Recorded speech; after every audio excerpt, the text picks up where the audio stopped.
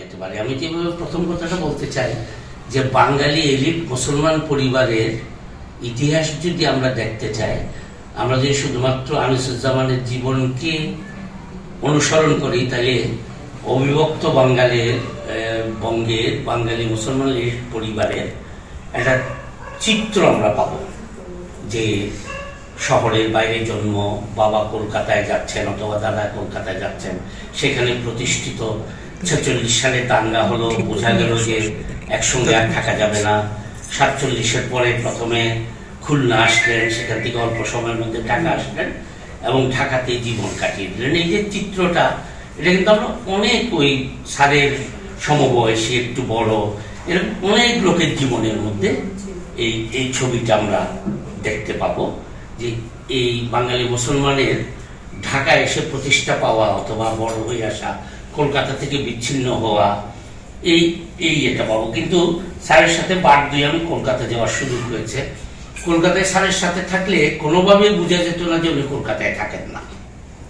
ঢাকায় যেমন সকাল থেকে লোক আসতে শুরু করছে, ওদেরকে জিজ্ঞেস করছেন আচ্ছা অমুক তো হাসপাতালে আছে, তুমি দেখতে গিয়েছিলে কিনা। মানে কোনোভাবেই আমি ওনার সাথে দুইবার একসঙ্গে থেকে বুঝতে পারিনি যে উনি কলকাতায় থাকেন না। কলকাতা তো তার মানে ঢাকায় যেমন প্রতিষ্ঠা, আমার মনে হয় যে কলকাতা তো তার সেরকমের প্রতিষ্ঠা ছিল। এবং আমাদের এখানে তো আমরা আসলে গুণী শ্রদ্ধা এখনো ওইভাবে গড়ে তুলতে পারিনি। কলকাতাতে সেটা আমাদের চেয়ে একটু বেশি আছে। স্যার সম্পর্কে বলার সমস্যা হচ্ছে স্যারের কি নিয়ে বলা যায়। স্যারের ছাত্র জীবন নিয়ে বলা যায়, স্যারের গবেষক জীবন নিয়ে বলা যায়, স্যারের শিক্ষক জীবনের নিয়ে বলা যায়, স্যারের সামাজিক অবদান নিয়ে বলা যায়, স্যারের লেখালেখি নিয়ে বলা যায়। এই সবটা মিলে আসলে একজনের পক্ষে বলা খুব কঠিন এবং 3-4 ঘন্টার জন্য 3-4 ঘন্টার মধ্যে বলা কঠিন। তো আমি যদি এইভাবে শুরু করি যে স্যারকে আমি কিভাবে চিনলাম, অনেকের হয়তো এরকম একটা চেনা আছে। আমরা যখন 64 সালে ঢাকা আসলাম, তার 5 বছর আগে স্যার ঢাকা বিশ্ববিদ্যালয়ের শিক্ষক হয়েছেন। সেইভাবে টুকটাক নাম শুনেছি। আমার বাবা এলোপ্যাথিকে বিশ্বাস করতেন না, নিজে অল্প বিস্তর হোমিওপ্যাথিক চর্চা করতেন এবং মনে করতেন যে হোমিওপ্যাথিক খেলে যদি উপকার নাও হয় কোনো ক্ষতি হবে না, কিন্তু অ্যালোপ্যাথিক খেলে ক্ষতির সম্ভাবনা বেশি। তো আব্বার খালু ছিলেন ডক্টর জাকির হোসেন, ওনার নামে চাকগাতে একটা হোমিওপ্যাথিক কলেজ আছে। উনি নিজেই প্রথম প্রাইভেট হিসেবে করেছিলেন, এখন এটা চট্টগ্রাম পৌরসভা চালায়। আমরা ওনার ওষুধ খেতাম। ছোটবেলাতে আমি ওনার বাড়িতেই বড় হয়েছি, খুব ছোট, যখন 2-3 বছর বয়স। ঢাকা আসার পর আব্বা ওনার কাছে জানতে চাইলেন যে প্রথম কিছুদিন ওনার কাছ থেকে টেলিফোনে ওষুধ নিলেন। তো উনি খুব একটা সন্দেহবাতিক ছিল ওনার, যে কোনখান থেকে না কি বিপদ হয়। তো কেউ একজন ওনাকে বলেছে যে রোগী না দেখে যদি ওষুধ দেওয়া হয় এটা শাস্তিযোগ্য অপরাধ। তো এখন আব্বার খালু ভাগনাকে বলতে পারছেন না। তো প্রথম উনি যেটা করলেন, ওনার টেলিফোন নম্বর বদলে ফেললেন, যাতে টেলিফোনে পুরনো যারা তারা যাতে টেলিফোনে কেউ ওষুধ নিতে না পারে। তারপর নানা রকম যোগাযোগ করার পর বলে যে ওখানে ডক্টর মোয়াজ্জম আছেন আমার বন্ধু, তুমি তার কাছে যাও। তা আমরা থাকতাম তখনকার চিহ্ন এভিনিউ, এখনকার বঙ্গবন্ধু এভিনিউ, এই গুলিস্তান কামানটার 2-3 বিল্ডিং পরে। আর স্যারের বাবার চেম্বার ছিল ফুলবাড়ি স্টেশনে, তখন স্টেশন রোড যেটা, বাসাও ছিল খুব কাছে। কিন্তু স্যার তখন ওই বাসায় নেই। আমরা যখন ঢাকা আসলাম তখন ভাবি স্যার আপনারা নীলক্ষেত চলে গেছেন। তো আব্বার সাথে খুব দ্রুত স্যারের বাবার একটা বন্ধুত্ব হয়ে গেল এবং আব্বা যখন যেতে পারতেন না আমাকে একটা চিঠি লিখে পাঠাতেন যে এরকম হয়েছে, যেমন বললেন যে এরকম পেটের অসুখ হয়েছে। কেন পেটের অসুখ হয়েছে? কারণ কালকে রাত্রে মুরগির ঝোলে একটু ঝাল বেশি হয়েছিল। তো স্যারের বাবা আমাকে বললেন যে হবেই তো। তার মনের দিকে তাকিয়ে আছে, আমি তখন 6-7-এ পড়ি। আমাকে ছাড়া যদি এরকম মুরগির ঝোল খায় তাহলে তো পেটের অসুখ হবে। তো আব্বা প্রথম এসে আমাকে বললেন যে একজন ভালো ডাক্তার পাওয়া গেছে, কিন্তু ডাক্তারের নাম বললেন না, বললেন ডক্টর আনিসুজ্জামানের বাবা। মানে আমি বোঝানোর চেষ্টা করছি যে সেই 64 সালে স্যার তখন তরুণ প্রভাষক, তখন ইসলাম প্রফেসর, উনি তখনই ডক্টর আনিসুজ্জামান, তার বাবার কাছে আমি চিকিৎসা করছি। এটা একটা বিরাট গৌরবের ব্যাপার। এবং আমার মনে হয় যে স্যার এত অল্প বয়সে পিএইচডি করেছিলেন যে অধ্যাপক হওয়ার পর ডক্টর আনিসুজ্জামান নামেই বেশি অভিহিত হলেন। আমাদের বিভাগে মোহাম্মদ আব্দুল হাই, আমরা তো তখন ছোট, যখন এই পিএইচডি প্রোগ্রাম শুরু করলেন তখন তিনি প্রথম পিএইচডি দিলেন আশুতোষ ভট্টাচার্যকে। আশুতোষ ভট্টাচার্য মোহাম্মদ আব্দুল হাই শিক্ষক ছিলেন। তিনি 50-এর দশকের প্রথম দিকে বাংলা মঙ্গল কাব্যর উপর একটা অভিসন্দর্ভ লিখে পিএইচডির জন্য জমা দিয়েছিলেন। তখন মোহাম্মদ শহীদুল্লাহ তার শিক্ষক ইত্যাদি, কিন্তু সবটা মিলে তাকে পিএইচডি দেওয়া যায়নি। তো আব্দুল হাই সাহেব সেই নিয়ে খুব একটা মনক্ষুণ্ণতা ছিল যে স্যারকে পিএইচডি দেওয়া গেল না।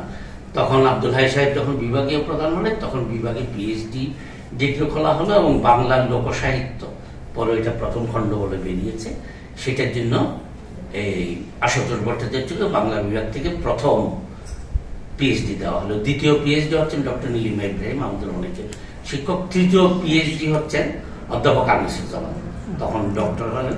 তাইলে আশুতোষ ভট্টাচার্য পাশ করেছেন 30-এর দশকের শুরুর দিকে অথবা 20-এর দশকের শেষ দিকে।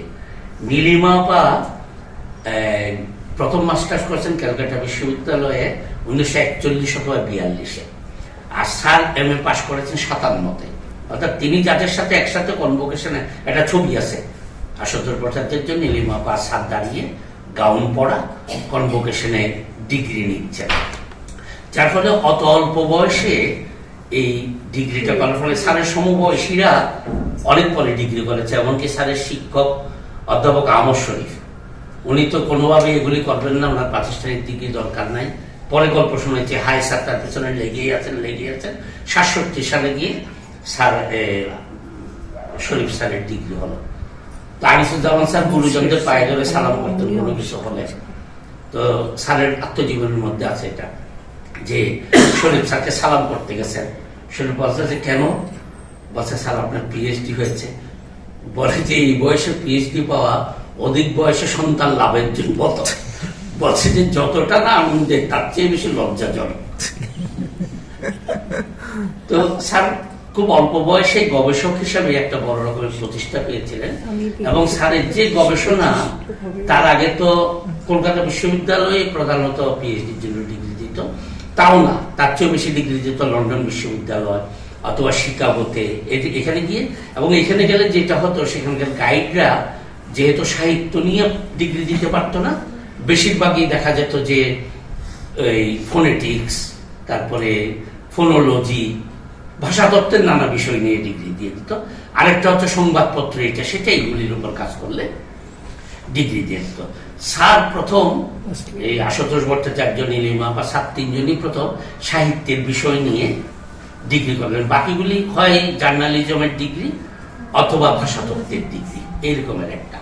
স্যারের গবেষণার ইয়েটা যেটা হলো যে স্যার এই গবেষণা অভিসন্দর্ভকে 2 ভাগে ভাগ করলেন। প্রথমটা হচ্ছে যেই বিষয় নিয়ে, যে 19 শতকের ইংরেজ আমলের যে বাংলা সাহিত্য চর্চা, প্রধানত এই জায়গাটা, সেটা রাজনৈতিক পটভূমিটা প্রথম লিখলেন, যে ওই সময়ে সমাজ কেমন ছিল, রাজনীতি কেমন ছিল, সংস্কৃতি কেমন ছিল।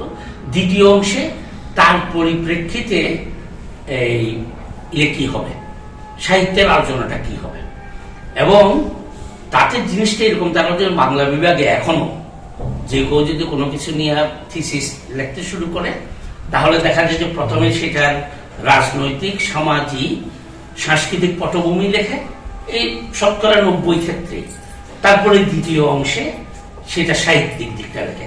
তাইলে আমি বলবো যে আমাদের বাংলা বিভাগে এই অভিসন্দর্ভের যে ধরনটা কি হবে, এটা স্যারের থিসিস থেকে শুরু হয়েছে। এটা কিন্তু আশুতোষ ভট্টাচার্যের থিসিসে নেই, এটা নীলিমা আপার থিসিসও নেই।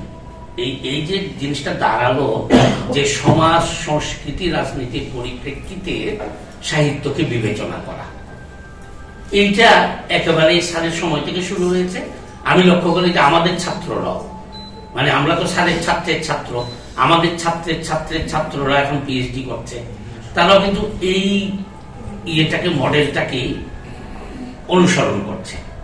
এটা একটা বড় জায়গা, যে কারণে অনেকে বলে যে স্যারের থিসিসটা হচ্ছে ক্লাসিক, এটা একটা ধ্রুপদী কাজে পরিণত হয়েছে। এখান থেকে আমরা সবাই অনুসরণ করছি। আরেকটা কথা বলি, স্যার বাংলার থিসিস লিখছেন, কিন্তু স্যারের যে প্রথম অংশটা ইতিহাসের, এটা স্যারের নিজেরই লিখতে হয়েছিল, কারণ তখন এই ইতিহাসগুলি অতটা লেখা হয়নি। ইতিহাসের আরেকজন অধ্যাপক আবু ইমাম লিখেছেন কম, কিন্তু খুব বড় পণ্ডিত। উনি বলছিলেন যে বাংলায় এটা ডিগ্রি দেওয়া যাবে কিনা জানি না, কিন্তু এটা যদি ইতিহাসে সাবমিট করে তাহলে আমি এটাকে ইতিহাসে পিএইচডি দিয়ে দেবো। অর্থাৎ ওনার সমাজ সংস্কৃতির অংশটা এতটাই মৌলিকভাবে উনি নিজেই তৈরি করেছেন যে এটার জন্য ইতিহাসে ডিগ্রি দেওয়া যায়। তাইলে এই যে গবেষণার একটা নতুন জায়গা তৈরি করা, পরে কিন্তু আমি দেখেছি পশ্চিমবঙ্গে এটা অনেক পরিমাণে অনুসৃত হয়েছে। কিন্তু এইখানে এই স্যারের গবেষণা সম্পর্কে আর দুটো কথা যেটা ওনার থিসিস থেকে শুরু হয়েছে বলা দরকার, সেটা হচ্ছে সাধারণত আমরা মনে করি যে গুরুগম্ভীর বিষয় গুরুগম্ভীর বাক্যে বলতে না পারলে এটা নিয়ে হলো না, কদর হলো না। আমি একদিন আমরা চা খাচ্ছিলাম, হুমায়ুন আজাদ তো পণ্ডিত মানুষ, কিন্তু তার একটা স্বভাব ছিল যে সবকিছুকে নিগেট করে দেওয়া, যে এটা কিছু হয় না, ওইটা কিছু হয় না, ও কিছু জানে না, এ কিছু পারে না, এরকম আর কি। তো উনি বলছেন যে শহীদুল্লাহ সাহেব বেশি জটিল চিন্তা করতে পারতেন না। তো স্যার বললেন যে হুমায়ুনটা তুমি কিভাবে বুঝলে? বলছে ওনার বাক্যটা একদম সরল, এই 5-7 শব্দের মধ্যে শেষ হয়ে যায়। উনি জটিল চিন্তা করতে পারলে ওনার বাক্য তো সেরকমের হতো। তো স্যার একটু অসন্তুষ্ট হলেন, কিন্তু বুঝতে দিলেন না। বললেন যে ব্রাটন রাসেল সম্পর্কে তোমার কি ধারণা? উনি কি ভালো চিন্তা ভাবনা করতে পারতেন? তো বলছে হ্যাঁ, ব্রাটন রাসেল আমার খুব প্রিয় লেখক। বলছে ওনার গোটা বইতে তো কোনো জটিল বাক্য নেই, ওনার গোটা জটিল বইতে হচ্ছে সরল বাক্য। স্যার যেটা মনে করতেন সেটা হচ্ছে কেউ যদি কোনো বিষয় ঠিক মতো বুঝে তাইলে খুব সহজে লিখতে পারবে, আর নিজের যখন বুঝের মধ্যে ঝামেলা থাকবে তখন এটাকে পেঁচাতে থাকবে, পেঁচাতে পেঁচাতে এমন একটা অবস্থা হবে যে ওইটার অর্থটা নিজেই আর বুঝতে পারছে না ঠিক মতো। তো স্যার যেগুলো বিষয় খুব পরিষ্কারভাবে বুঝতেন, যেটাকে আমরা ক্লিয়ারিটি বলি, এইটা ওনার যে কোনো লেখা পড়লেই বোঝা যায় যে খুব ছোট শব্দ, সরল শব্দ, এটা দিয়ে, কিন্তু তার মধ্যে একরকমের লিরিক ছিল, একরকমের কাব্যময়তা ছিল। এই যে 2-4টার কথা বলি, যেমন মুক্তিযুদ্ধের গল্পের 2 খণ্ড যখন বেরোলো, তখন উনি এটা ভূমিকা লিখলেন। আমার সামনেই কথা হয়েছে আসাদের সাথে, উনি লিখলেন 71 সম্পর্কে বলছেন যে এমন সুসময় আমাদের জীবনে কখনো আসেনি বলে কমা দিয়ে বলছেন এমন দুঃসময়ও আমাদের জীবনে কখনো আসেনি। এই যে মানে কথাটার গভীরতা ঠিক রেখে সরল বাক্যে একটা কাব্যিক জিনিস নিয়ে আসা, এটা গদ্য সম্পর্কে বলছেন। অনেক কিছু বলার পরে একেবারে শেষ বাক্যে গিয়ে বলছেন গদ্যের বইটাতে, বলছেন যে ফোর্ট উইলিয়াম কলেজ বাংলা গদ্যে নতুন প্রভাত নিয়ে এসেছিল, কিন্তু সেই প্রভাতের আগেও যে আরো প্রভাত ছিল সেটা আমাদের ভুলিয়ে দিয়েছে। এই মানে কাব্যিক সরল বাক্য মিলে এইরকমের একটা ব্যাপার ছিল। এবং স্যারের আমি দেখেছি যে মানে আইনে বলে যে ভালো আইনজ্ঞকে, ভালো আইনজ্ঞ যে ভালো আইন জানে সে না, ভালো আইনজ্ঞ হচ্ছে হোয়াট ইজ দ্য ল, এটা ভালো আইনজ্ঞ বলে না, বলে হোয়ার ইজ দ্য ল। আইনের ওই কথাটা কোথায় আছে এটা যে ভালো জানে, স্যারের এটা আমি দেখেছি যে অসাধারণ। কোনটা আছে? একটা অমুক বইয়ের মধ্যে আছে, কি আছে তুমি পড়ে না। এই যে উপকরণ খোঁজার ব্যাপারে আমরা এক সময় রাজ্জাক স্যারের কাছাকাছি তো আমরা যেতে পারিনি, রাজ্জাক স্যারের কাছাকাছি যেতে পারিনি। বলতো যে আমি মাঝে মাঝে কিন্তু এক কথা থেকে আরেক কথায় যাবো, আশা করি আপনারা কিছু মনে করবেন না, বোঝার জন্য আর কি। রাজ্জাক স্যারের কাছে আমাদের এক শিক্ষক মোহাম্মদ আবু জাফর গিয়েছিলেন চট্টগ্রাম থেকে এসে, বলছেন যে স্যারের কাছে গিয়ে শিখতে না পারলে তো হবে না। তো স্যার তখন ওই দোতলা বাড়িতে থাকতেন, ইয়েতে ব্রিটিশ কাউন্সিলের পিছনে খুব মশা টশা হয়েছিল, উনি মশারি সহ ওনার ইন্টারন্যাশনাল রিলেশনসের যে রুম ওইখানে বিস্তার করে থাকতে শুরু করলেন। তো জাফর স্যার খুঁজে খুঁজে, আমার শিক্ষক খুঁজে খুঁজে ওখানে গেলেন, গিয়ে বললেন যে আমি এরকম মোহাম্মদ আবু জাফর, এই অমুক সময় ছাত্র ছিলাম, ঢাকাতে এসেছি, স্যার কি পড়বো? তো উনি অনেকক্ষণ তাকিয়ে তাকিয়ে বোধহয় একটু মাপার চেষ্টা করলেন যে একে কি পড়তে দেওয়া যায়। তো বলছে যে তুমি বঙ্গদর্শনের নাম শুনেছ? বলছে হ্যাঁ। বলছে ওইটাতে স্যার কি পড়বো? বলে যে না, তুমি মূল লেখা পড়ে তো কিছু বুঝতে পারবে না, তুমি ওখানে পুস্তক সমালোচনাগুলি পড়ো। পুস্তক সমালোচনা করো, পরে আমার সাথে আবার কথা বলতে আসো। তো জাফর স্যার এখন বঙ্গদর্শন আর খুঁজে পায় না, তো আমার শরীফ স্যারের কাছে গেছে, বলছে স্যার বঙ্গদর্শন কোথায় পাবো, আমি তো খুব বিপদে পড়েছি। বলছে যে কেন বিপদে পড়লে তুমি? বলছে যে স্যার এরকম রাজ্জাক স্যারের কাছে গিয়েছিলাম, উনি আমাকে বলছে বঙ্গদর্শনের পুস্তক সমালোচনা করতে। তো শরীফ স্যার বসেছিলেন, রেগে নাকি দাঁড়িয়ে গেছেন, তুমি একটা গভর্নমেন্ট। তো কেন? রাজ্জাক স্যারের সাথে ভয়ে আমরা কি কিছু জিজ্ঞেস করি না, তুমি গেছো কি পড়বা এটা জিজ্ঞেস করার জন্য। তো রাজ্জাক স্যারকে তো সবাই বলতো, আমি ভালো জানি যে রেফারেন্সের হিমালয় পাহাড় কোন বইতে কি আছে। তা আমরা তো আমার কাছে যে সাহস করতাম, আমরা দূর থেকে দেখতাম, লাউঞ্জে বসে থাকতেন, তখন লাউঞ্জে চেয়ার টেবিল ভাঙা ছিল, উনি বসতেনই পা দুইটা টেবিলের উপর দিয়ে, মানে সামনের দিকে সব বসে আছে, পা দুইটা ওনার টেবিলের, ছোটখাটো মানুষ। আমরা কিন্তু আনিসুজ্জামান স্যারের কাছে এটা পেয়েছি যে স্যার ওই চিঠিটা রবীন্দ্রনাথ লিখেছিলেন কোথায় পাবো, অমুক কথাটা কোথায় পাবো। এবং স্যারের যেটা ছিল যে হয়তো খোঁজ করছে হচ্ছে গবেষক, সে স্যার কোথায় পাবো, লাইব্রেরিতে যাও, স্যার লাইব্রেরিতে নবদুল্লাবাড়ি ইত্যাদি ইত্যাদি। দেখা গেল যে গবেষকের ঠেকা নাই, স্যার গিয়ে বই তুলে এনে বলছে দাও এটার মধ্যে আছে। এরকম বই তুলে স্যার কিন্তু এর সময় বিপদেও পড়েছিলেন, রিটায়ারমেন্টের সময়। দেখা গেল যে বেশ কিছু বই ফেরত দেওয়া হয়নি। তার আগেও স্যার একবার বিপদে পড়েছিলেন, সেটা বলি। সেটা হচ্ছে স্যার বইপত্র ইস্যু করে এনেছেন, এনে কাজী মোতাহার হোসেন সহ, এটা আত্মজীবনের মধ্যে আছে, মোতাহার হোসেন সহ চা খেতে বসেন, কাজী সাহেব সব বইপত্র নিয়ে বাসায় চলে গেছে। এখন স্যার আর বই ফেরত দিতে পারেন না, তখন অ্যাপ্লিকেশন করেন যে এই বই হারানো গেছে, তো হিসাব হয়েছে এই বইয়ের দাম কত ইত্যাদি ইত্যাদি ইত্যাদি ইত্যাদি। রেজিস্ট্রার দিকে চিঠি দিয়েছিল, এত টাকা আপনার বইয়ের দাম বাবদ ফেরত দিতে হবে। এইটা যখন শেষ করতে কাজী মোতাহার হোসেন সাহেব বইগুলি নিয়ে এসে বলছেন যে আমি এরকম বইগুলি তো আমি ভুলে নিয়ে গেছিলাম, পেয়েছি। তো স্যার বই নিয়ে লাইব্রেরিতে গেছেন, যার পর দেখা গেল যে বই দামের জন্য যে ফাইন হয়েছিল, বেশি দিন রাখার জন্য তার চেয়ে বেশি ফাইন হয়েছে। তখন সেই ফাইনের হিসাব নিয়ে স্যার গেছেন আবার ইয়েতে রেজিস্টার চলছে। এখন আমি কি করবো, আমি কি বই হারিয়েছে সেটা ফাইন দেবো না ওভার ডিউ ফাইন দেবো? তো ওই লোক স্যার পরিচিত ছিল, বলছে তুমি এক কাজ করো, বইগুলি ফেরত দিয়ে দাও আর এই চিঠিগুলি ছিঁড়ে ফেলে দাও, কারণ এগুলি যতদিন থাকবে তোমার রিটায়ারমেন্ট পর্যন্ত ঝামেলা চলতে থাকবে। আমি একটা ছোট ফাইন দিয়ে দাও, আমি একটা কিছু ব্যবস্থা করে দিচ্ছি। তো এখন স্যার কিন্তু এরকম বই এনে দিয়ে, বই হারিয়ে যাচ্ছে যাকে দিচ্ছে, কিন্তু স্যার এনে দিচ্ছে না, যার ঠেকা সে যাচ্ছে না। তো বলছেন যে অমুক সময় আমার বাসায় আসো, তো বাসায় গেলে ভাবি, আমি মাঝে মাঝে আমার স্ত্রীকে বলি যে ভাবি সারা জীবনে যত কাপ লোকজনকে চা খাইয়েছেন, এটার জন্য ভাবির একটা পুরস্কার পাওয়া দরকার।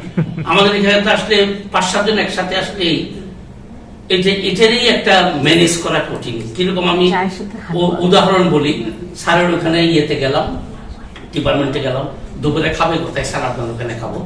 তো আমি আর স্যার রওনা দিয়েছি, পথে রাজীব ঘুমায়, সাহেব কোথায় যান? স্যারের ওখানে যাবো, খাবেন ওখানে? হ্যাঁ। তো রওনা দিল, কট্টুক আসার পর মাহবুব ভাই, কট্টুক আসার পর ইকবাল ভাই, এরকম করতে করতে ভাবি জানানো না, আমরা বাসায় গিয়ে হয়তো 5-7 জন অতিথি সহ দুপুর বেলা, ভাবিও লাইব্রেরি থেকে হয়তো শব্দ ফেরত এসেছেন, তখন কাজ করে। তো তোমার তো অতিথি এসেছে, ঠিক আছে, ভাত রুটি টুটি সব মিলে যা হয় যেভাবে হোক খাইয়ে দাও। এই যে স্যারের বাসায় আমি মাঝে মাঝে থেকেছি, আমি দেখেছি যে পরিমাণ আতিথেয়তা স্যার করতেন। এবং ভাবি আমার কাছে গল্প করেছেন, ভাবিকে স্যার বলছেন যে কেউ এসে যাতে চা না খেয়ে না যায়, আমার যদি ভাতের অসুবিধা হয় ডিম ভাজি দিয়ে দিও, আমাকে রান্না করার দরকার নেই। কিন্তু আমার এখানে এসে কেউ যাতে, আমরা তো আগের থেকে চিন্তা ভাবনা করি যে বাসায় গেলে ঝামেলা, বলি যে ডিপার্টমেন্টে আসো, অমুক জায়গায় আসো, লাইব্রেরিতে আসো, ওই এর মধ্যে স্যারের আমি বলছি যে এই যে আন্তরিকতা। আমি একবার থিসিস লেখার পরে ঠিক করলাম যে স্যারকে পুরোটা পড়াতে হবে। এবং স্যারকে কিভাবে পড়ানো হচ্ছে, স্যারের তো দিনের বেলা কোনো সময় নেই।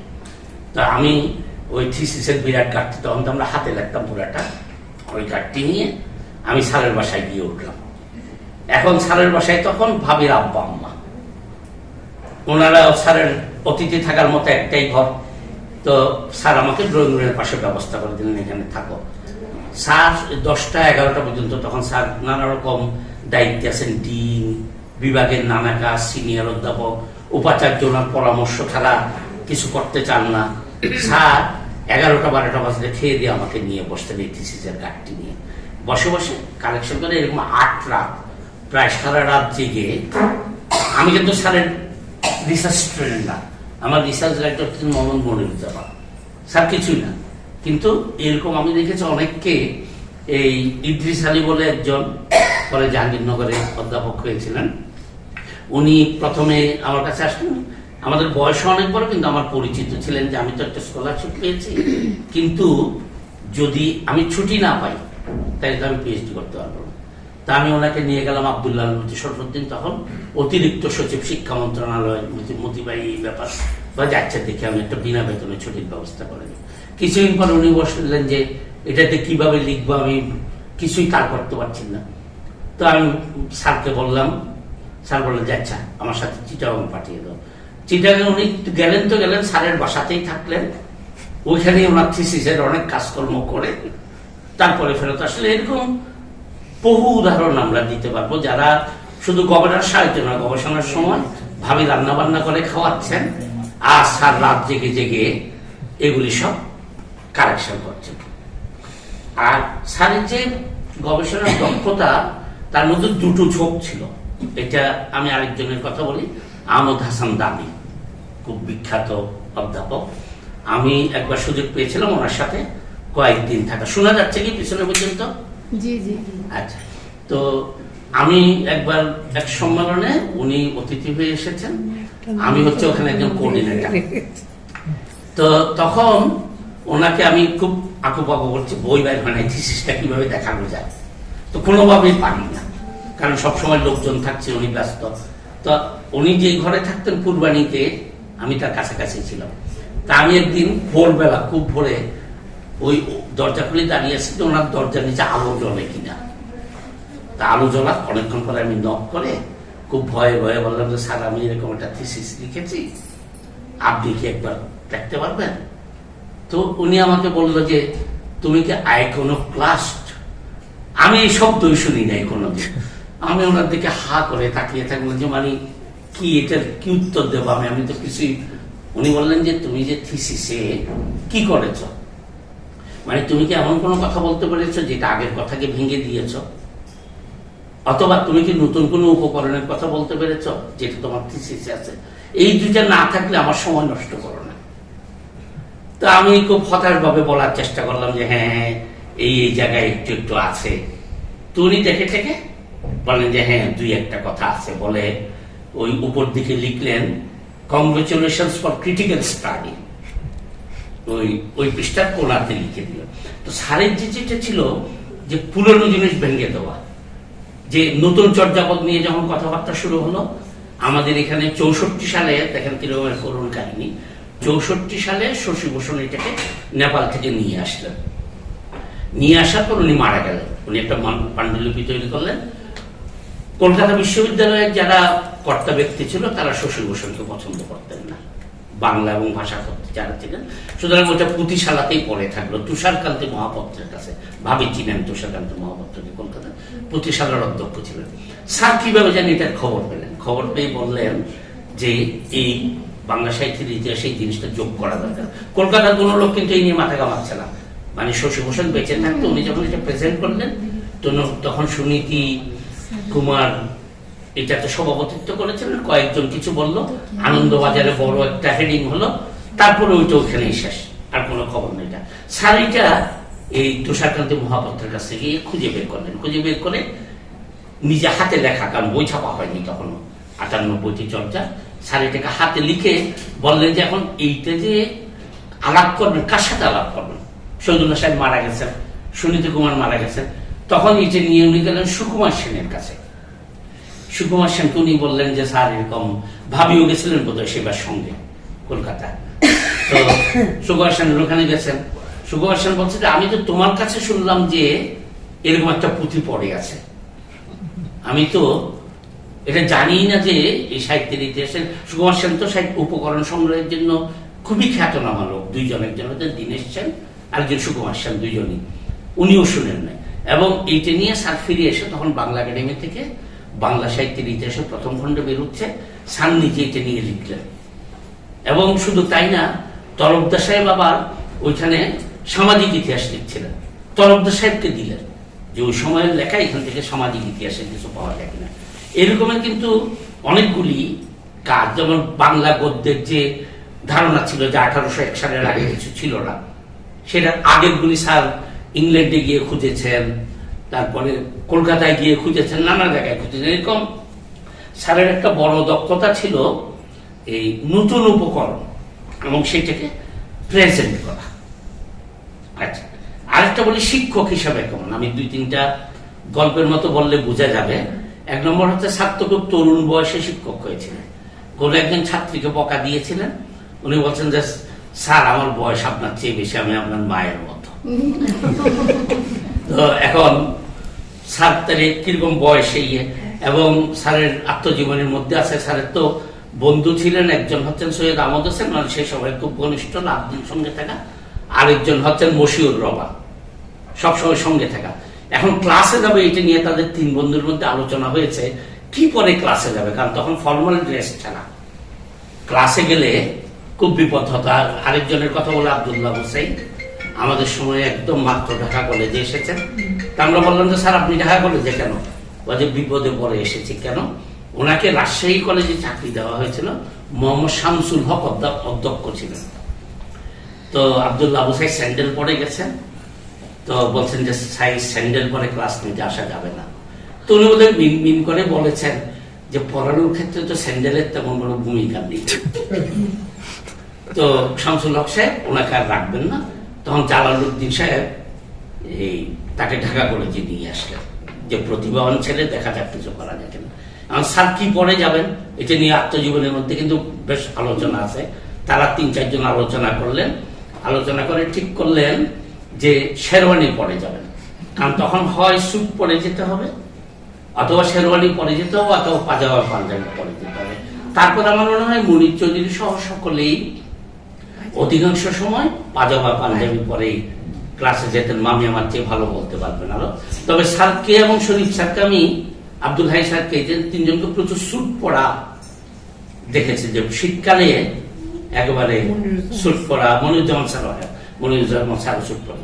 এখন ক্লাসে স্যারের যেটা স্যার এত জানা সত্ত্বেও আগের দিন না পড়ে, ভাবি ওই দিন বলছিলেন বাংলা বিভাগের একটা অনুষ্ঠানে, রিটায়ার যেদিন করবেন ওই দিন পড়াতে গেছেন, বলছে আগের রাতে পড়তে বসে ভাবি জিজ্ঞেস করছেন যে আজকেও পড়বে?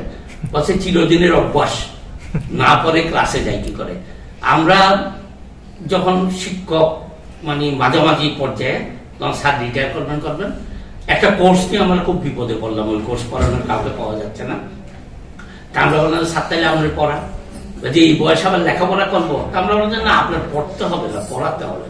বলছে না পড়ে পড়ানো যায় না, যে বিষয়ে পড়াবো ওইটা যদি না পড়ি তাহলে এটা পড়ানো যায় না। এখনকার শিক্ষকরা আমি দেখি যে এই প্রাইভেট থেকে পাবলিকে ছুটছে, পাবলিক থেকে প্রাইভেটে ছুটছে, সকালবেলা কোনো পত্রিকা অফিসে যাচ্ছে, গিয়ে একটা কিছু বলে দিচ্ছে। মানে অধিকাংশ শিক্ষকই প্রস্তুতি নিয়ে ক্লাসে যান বলে। স্যার খুব বিরক্ত হতেন।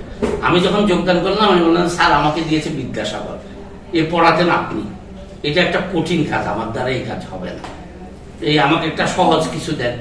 বা অসুবিধা নেই, রাতে আমার বাসায় আসলো, গিয়ে দেখে স্যার টেবিলের উপর এরকম একটা বিরাট স্তূপ করেছে, বিদ্যাসাগর সংক্রান্ত যত বইপত্র আছে বা যেগুলো সব নিয়ে যাও, নিয়ে গিয়ে চ্যাপ্টার ধরে ধরে পড়ো, যেদিন পড়তে যাবে সেই বিষয় কোথায় লেখা আছে এগুলি সব পড়ে ওই রকম কাগজ দিয়ে দিয়ে রাখবে, ওখান থেকে পড়বে। এইটা নিজের এই যে প্রস্তুতি পড়ানোর জন্য শিক্ষকদের, এগুলি তো মানে এখন তো বিখ্যাত শিক্ষক মানে কি? বিখ্যাত শিক্ষক মানে যিনি ক্লাসে যান না, বক্তৃতা দিয়ে বেড়ান, অন্যান্য কিছু করেন। স্যারকে আমি দেখি নাই যে অন্য কাজ স্যারের চেয়ে বেশি করেছেন আমার মনে হয় না কেউ, কিন্তু ক্লাস ফাঁকি দিয়ে স্যার এটা করেছেন মনে হয়। এমনকি স্যার পরীক্ষার হলে ডিউটি করতে পারবেন না কেন, হঠাৎ করে খবর আসলো, অর্ধেক সময় ফোন আসলো, তখন তো মোবাইল ছিল না, আমি হলে স্যারও হলে, ফোন আসলো যে বিভাগে একটা জরুরি ফোন এসেছে। স্যার বিভাগ থেকে চলে গেলেন, স্যারের বড় বাবু তো খুব অসুস্থ হয়েছে, এরকম কিছু একটা, এরকম কেউ অসুস্থ হয়েছে। স্যার আমাকে চিরকুট পাঠিয়েছেন যে এরকম অমুক অসুস্থ হয়েছে, আমি আর পরীক্ষার হলে ফিরতে পারছি না, তোমরা 3 জন সামলে নিও। এখানে শেষ না, কিন্তু এখানে আমরা হলে এখানেই শেষ। উনি বলছেন যে আজকের দিনটা আমি ছুটি নিয়ে নেব। অর্থাৎ উনি পুরা পরীক্ষার ডিউটিটা যে করতে পারলেন না, এই জন্য উনি ছুটি নিয়ে নেবেন। এই যে দায়িত্ববোধের ইয়ে। আরো একটা দুইটা ঘটনা বলি। একবার এই আমাদের এখানে খুব রটে গেল যে কন্ট্রোলার অফিস থেকে পরীক্ষার প্রশ্ন ফাঁস হচ্ছে, তো স্যার সভাপতি, আমি সদস্য, আর নুরুর রহমান বলে আমাদের আরেকজন করি, আমরা সদস্য। আমরা ঠিক করলাম যে এটা তো রোধ করা দরকার, কারণ আমরা তিনজন মিলে একটা পরীক্ষা কমিটি, এটা প্রশ্ন যদি আউট হয়ে যায়, তো ঠিক হলো যে আমি এটা হাতে রাখবো সবগুলি প্রশ্ন, কন্ট্রোলার অফিসে এটা ট্যাগ করতে দেওয়া হবে না, আর নুরুর রহমান সাহেব এটা সব ফটোকপি করবেন, স্যার চেয়ারম্যান হিসেবে এটা পরীক্ষার দিন নিয়ে যাবেন। এমন ঘটনা যেটা হলো সেটা হচ্ছে পরীক্ষা ধরেন 25 তারিখ, স্যার মনে করেছেন 26 তারিখ। তো 25 তারিখ সবাই মিলে হলে গিয়েছে, হলে যাওয়ার পর দেখা গেল যে প্রশ্ন নাই। কি ব্যাপার? স্যারের সাথে যোগাযোগ করা হলো, পিয়ন পাঠিয়ে, তখন তার মোবাইল নেই, বললো যে না, এটা তো আজকে পরীক্ষা ছিল। স্যার আসলেন, এসে একটা নোটিশ দিলেন যে আজকে পরীক্ষা সংক্রান্ত যে বিপত্তি হয়েছে সেটার জন্য একা আমি দায়ী। এখন তো আমরা এরাই কিছু একটা হলে না আমার দোষ নাই, এটা তো সাহেদ আমাকে প্রশ্ন দেয় নাই, নুরুর রহমান কপি করে নাই, আমি কি করবো, তোমরা কেউ আমাকে মনে করিয়ে দাও নাই। স্যার নোটিশ বোর্ডে এসে বড় করে একটা নোটিশ দিলেন যে এটার জন্য আমি এই যে দায়িত্ব নেওয়ার। আবার কিরকম পরীক্ষার হলে নকল, তা আমরা সাধারণত স্যারদের বলতাম যে আপনারা বসে থাকেন, আমরা হাঁটাহাঁটি করি, হাঁটাহাঁটি করলে নকল কম হয়। তখন তো নকল বন্ধ হয়নি, স্যার এটা শুনতে রাজি হতেন না। তো ঘুরে টুরে এসে আমার পাশে খুব হতাশ ভাবে বসেছেন, বসে বলছেন যে মেয়ে মনে হয় শাড়ি পরে এসেছে, শাড়ি তো অভ্যস্ত না, ওর পুরো আঁচলে তো একটা প্রশ্নের উত্তর লেখা। তো বলে যে কি করবা?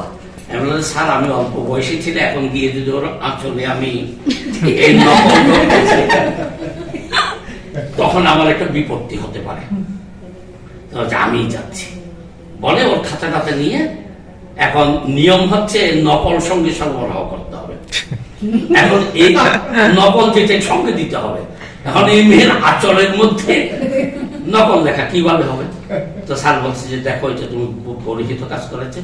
সে কেঁদে দিয়েছে, বলছে স্যার 3 দিন আগে আমার বিয়ে হয়েছে, আমি পড়তে টরতে পারি নাই, এখন আমাকে যদি আজকে নকল ধরেন আমার শাশুড়ি আমাকে বাড়ি থেকে বের করে দেবে, যে সদ্য বিবাহিত পুত্রবধূ সে নকলে ধরা পড়েছে।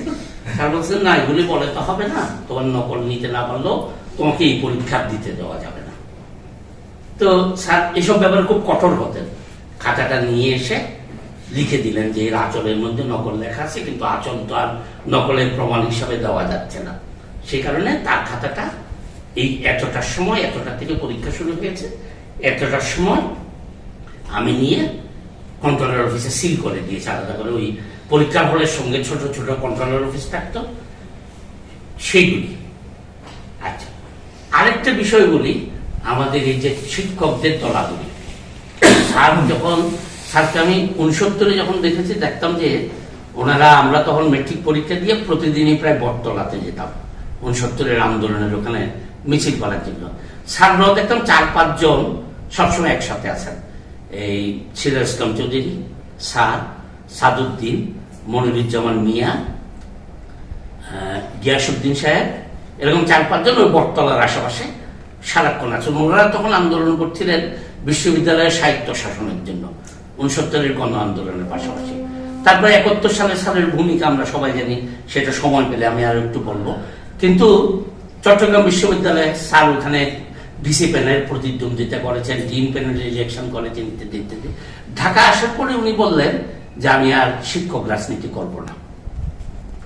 স্যার কেন শিক্ষক রাজনীতি করবে না? তখন ওই মানে যেটাকে তখন বলতো, একটা হচ্ছে নীল দল, একটা হচ্ছে গোলাপি দল। স্যারকে গোলাপি দলও নিতে চায়, নীল দলও নিতে চায়, 2 দলের নিতে চায়। ওইরকম একজন যদি তাদের সাথে তাকে সুবিধা হবে। স্যার বলে আমি রাজনীতি করব না। কেন রাজনীতি করবেন না? কারণ হচ্ছে শিক্ষকরা এখন যে রাজনীতি করতে, এটাকে শিক্ষা এবং শিক্ষাঙ্গনের সাথে কোনো সম্পর্ক নেই, এটা তারা দলের রাজনীতি করছে, এটা আমি করবো না। স্যার কিন্তু 86-এর পর থেকে ওই যে ঢাকা বিশ্ববিদ্যালয়ের শিক্ষকদের যে ভাগাভাগি দলীয় রাজনীতি, এটার মধ্যে আর যাননি। বলছেন যে শিক্ষকদের রাজনীতি আর যারা রাজনীতিবিদ তাদের রাজনীতি, এই দুইটার ধরন আলাদা হবে। শিক্ষকরা জাতীয় স্বার্থে কতগুলি নীতিগত ব্যাপারে কথা বলবে, তারা এত ছোট ক্ষুদ্র দলীয় স্বার্থ এগুলি নিয়ে কেন কথা বলবে এগুলিতে। কিন্তু আমরা দেখেছি যে প্রতিটা জাতীয় ক্রাইসিসের সাথে কিন্তু আবার সামনে গেছেন। এই ৮৬ পরও ৮৯-তে যখন এরশাদ বিরোধী আন্দোলন হয় সেটাতে গেছেন, ৯৬-তে যখন তত্ত্বাবধায়কের আন্দোলন হয় সেটাতে গেছেন, ২০০১-২তে যখন সাম্প্রদায়িক সম্প্রীতি রক্ষার জন্য উনি তো মাওদের মনে থাকবে নিশ্চয় ঢাকার বাইরেও নানা জায়গাতে ওই ঠান্ডা শীতের মধ্যে রংপুর দিনাজপুর প্রবল ঠান্ডার মধ্যে গেছেন, ওইটার থেকে সরেননি। কিন্তু ওই যেটা আমাদের শিক্ষক রাজনীতি বলতে এখন যে জিনিসটা দাঁড়িয়েছে সেখান থেকে অনেকটা তিনি সরে গিয়েছিলেন। তার রাজনীতি করার ক্ষমতা ছিল আসলে অসাধারণ। যদি রাজনীতিতে যেতেন আমরা অনেক ভালো করতেন। আমি দুই একটা উদাহরণ বলি। যেমন এই তত্ত্বাবধায়ক সরকার নিয়ে যখন প্রথম খুব বিতর্ক শুরু হলো যে বিএনপি মানবে না, এই আওয়ামী লীগ এটাকে করতে চায়, তখন স্যার একটা ইন্টারভিউ দিয়েছিলেন, বলছেন যে এটার পথ হচ্ছে যে আরেকটি সংসদ নির্বাচন করে, কারণ সংসদ শেষ হয়ে গেছে, সংসদের আর তত্ত্বাবধায়ক করার সুযোগ নেই। আরেকটা সংসদ নির্বাচন করা এবং সংসদ নির্বাচন করে সেখানে তত্ত্বাবধায়ক সরকারের বিল পাশ করে ওই সরকারের রিজাইন করে আরেকটা ইলেকশন করা। তাতে খালেদা জিয়া কিন্তু সেই কাজটাই করেছিল। তখন তার আব্দুল মান্নান ভূঁইয়ার এই পরামর্শ দিল, তাতে কিন্তু আওয়ামী লীগ খুব ছাড়ের উপর রুষ্ট, কারণ আওয়ামী লীগ চাচ্ছিল যে এদেরকে মানে একটা ডিসক্রেডিটেড করে এদেরকে সরকার থেকে সরানো। কিন্তু এরা এই কাজটা করার ফলে সেটা তো আর হলো না, তারা একটা ইলেকশনের মাধ্যমে হারলো, বিরোধী দল থেকে গেল। এরকম আমি দেখেছি ক্রাইসিসের সময় নানা রকমের পথ বের করা, এইটার একটা বড় রকমের ক্ষমতা রাজনীতির ক্ষেত্র আমি স্যারকে দেখেছি। ক্যালকুলেশন, যেমন যখন এরশাদ বিরোধী আন্দোলন একদম তুঙ্গে, তখন স্যারের সাথে প্রতিদিনই আমার যোগাযোগ। তো আমি এক জায়গা থেকে খবর পেয়ে বললাম যে স্যার আজকে রাতে একটা ধরপাকড় হবে, তো ভালো হচ্ছে আপনি বাসায় না থাকা, বা যে ঠিক বলেছ কোথাও গিয়ে থাকি। সাদুদ্দিন সাহেবকে ফোন করে আমি বললাম যে আপনি এবং আপনার লেভেলের যারা ওদেরকে বলে আমি একটা বিশ্বস্ত সূত্রে খবর পেয়েছি ধরপাকড় হবে। সাদুদ্দিন সাহেব আমাকে বলে যে বাবা একটা গাড়ি পাঠাতে পারবো। তা আমি ওনাকে একটা গাড়ি পাঠালাম, উনি ২-৩ জন নিলে বাসার থেকে সরে গেল। সকালবেলা স্যারের ফোন করলাম, যে বাসায় ফোন করলাম যে স্যার কোথায় আছে একটু খোঁজ নিই। স্যার ফোন ধরলেন, স্যার আপনি বাসায় কেন? বলে না, হিসাব করে দেখলাম আমি যদি নাও থাকি তো martial law regulation, martial law যদি হয় রাত্রে, সকালবেলা বললো যে অমুক অমুককে মার্শাল ল কোর্টে হাজির হতে বলা হলো, তাহলে তো আমি পালিয়ে কোনো লাভ হচ্ছে না। আমি ওখানে হাজির না হলে বলবে পলাতক, এত বছরের শাস্তি দেওয়া হলো, তাহলে তো আমার পালিয়ে কোনো লাভ হবে না। এই যে কোন পরিস্থিতিতে কি করতে হবে, এইটা কি হতে পারে। যেমন ৮৯ একটু আগে, ৮৯ আগে একদিন স্যার ডিপার্টমেন্টে আমাকে বললেন যে চলো সেকেন্ড ক্যাপিটাল যেতে হবে। এখন সেকেন্ড ক্যাপিটাল বললে কেউ চিনবে না, শেরে বাংলা নগরী নির্বাচন কমিশনের অফিস। কেন? কাজ আছে। স্যার ওখানে গিয়ে বললেন যে আমার নাম ভোটার লিস্টে নাই, আমি সব কাগজপত্র ফিল আপ করে দিচ্ছি, আমার নাম ভোটার লিস্টে তুলে দেন। এই একটা ছোট নির্বাচনী কর্মকর্তা। আমি বের হয়ে বললাম যে স্যার এগুলি কেন করছেন, কোথায় ভোট দেবেন আপনি? বা যে শীঘ্র একটা নির্বাচন হবে, এবং সত্যি কিন্তু নির্বাচন হয়েছে। এই যে রাজনৈতিক পরিস্থিতি, সাংবিধানিক ব্যাপার বোঝা, এগুলি আইনজ্ঞ না হওয়া সত্ত্বেও যে স্যার যে সংবিধানে কামাল হোসেন সাহেব যে তাকে ডেকে এনেছিল খুব সঠিক কাজ করেছিল। এখানে অনেকে অনেক রকম ভুল ধরছে, কিন্তু স্যারের বয়স কত তখন? স্যারের বয়স হচ্ছে ৩৪-৩৫। ওই বয়সে কিন্তু কামাল হোসেন সাহেবের বয়স হচ্ছে, দুজনে একই বয়সে মেট্রিক পাস করেছেন। তাহলে আর এখন আমাদের তরুণ বন্ধু আলী রিয়াজ একদম ঘেমে যাচ্ছে এই কিভাবে সংস্কার করবে, মানে সংবিধান লেখা না, কিভাবে সংস্কার করবে এই করতে গিয়ে পরে তার একেবারে একটা কাহিল অবস্থা। তার বয়স কিন্তু ৭০-এর কাছাকাছি, আমাদের ২-৩ বছরের ছোট হবে। তো এই যেই বয়সে সাররাই, যে আমির হোসেন সাহেব, ওনার বয়স আরো ১ বছর কম, ওই বয়সে যেভাবে ওনারা এই কাজগুলি করেছেন, আমার মনে হয় যে স্যারের সংবিধান, আইন, রাজনীতি সম্পর্কে ধারণা একটা স্পষ্ট ছিল এদের সবারই, যারা এটার সাথে যুক্ত ছিল, যার ফলে এটা ওই বয়সে সম্ভব হয়েছিল। এখন হয়তো আমরা 70 বছর বয়সও পারবো না। তো এই যে শিক্ষকতার পাশাপাশি যে একসময় নীলিমা আপা বলতেন যে উনি একবার ঠিক করলেন যে মহিলা পরিষদ আর মহিলা সমিতিতে লাগালাগি, নীলিমা বললেন যে কোনো একটা বড় অনুষ্ঠান, বললেন যে সুফিয়া আপাকে দিয়ে ইয়ে করতে হবে, সুফিয়া কামালকে দিয়ে উদ্বোধন করতে হবে। তো মহিলা সমিতির লোকজন রাজি হয় না, ওই যে উনি তো পরিষদ। তো নীলিমা খুব রেগে গেলেন, বললেন যে ওনাকে ছাড়া তো বাংলাদেশের কোনো একটা রাস্তা পরিষ্কারও হয় না, এমন কোন সামাজিক কাজ আছে যেটা ওনাকে ছাড়া হয়? তো তোমরা এই মহিলা সমিতির কাজে ওনাকে ছাড়া হবে না, উনি যতই পরিষদ। তো স্যারেরও এরকম, স্যারকে ছাড়া তো কোনো সামাজিক কাজ হতো না। এই যে মাহমুদ ভাই বড় সাক্ষী, কোনো কিছু হতো না। কিন্তু তার পাশাপাশি এই যে শিক্ষকতা অথবা জ্ঞান চর্চার ব্যাপারটা এটা সমান্তরাল ভাবে চালানো। আমাদের যারা জ্ঞান চর্চার দিকে চলে গেছেন তারা কিন্তু সমাজ থেকে বিচ্ছিন্ন হয়ে গেছেন, যারা সমাজের দিকে বেশি গেছেন জ্ঞান চর্চা থেকে সরে গেছেন। ব্যতিক্রম আছে, ব্যতিক্রম নাই তা না, কিন্তু স্যার এই দুইটাকেই সমান্তরাল ভাবে এবং একটা উচ্চ মাপে এটাকে রাখতে পেরেছেন। এটা আমার কাছে মাঝে মাঝে একটা অসম্ভব ব্যাপার মনে হয়।